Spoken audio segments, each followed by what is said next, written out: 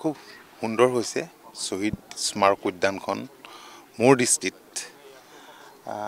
আৰু খুব আটক ধুনীয়াকৈ নিৰ্মাণ কৰিবৰ কাৰণে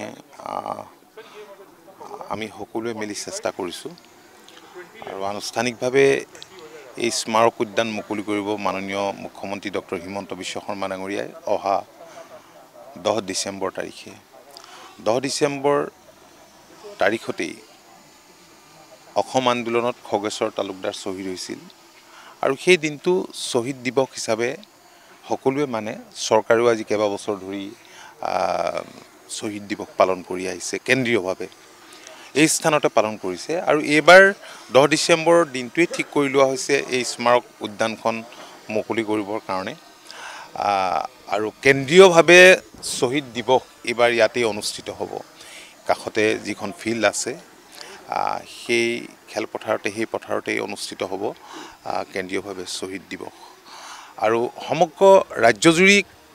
শ্বহীদ দিৱস সেইদিনা অনুষ্ঠিত হ'ব বিস্তৃত কাৰ্যসূচীৰে এই স্মাৰক উদ্যানখন সেইদিনা মুকলি হ'ব শ্বহীদৰ পৰিয়ালৰ উপস্থিতিত 860 গৰাকী শ্বহীদ আছে আপোনালোকে দেখিছেই যে এই স্মাৰক উদ্যানৰ ভিতৰত শ্বহীদৰ ষ্টেচু ইয়াত থাকিব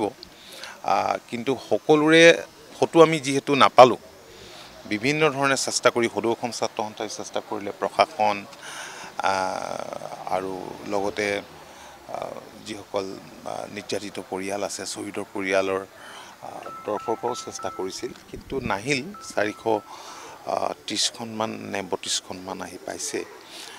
আৰু বাকীবিলাকৰ ফটো যিহেতু সংগ্ৰহ কৰিব পৰা নাই তেওঁলোকৰ নাম লিখা থাকিব কিন্তু পৰিয়ালৰ সন্মতি থাকিলে মুখ্যমন্ত্ৰী ডাঙৰীয়াই কৈছে পৰিয়ালৰ সন্মতি থাকিলে তেওঁলোকৰ ভাই ককাইৰ চেহেৰাৰ আকৃতিৰে যদি অনুমতি দিয়ে বনোৱাৰ ব্যৱস্থাৰ কথা ভৱিষ্যতৰ দিনত ভবা হৈছে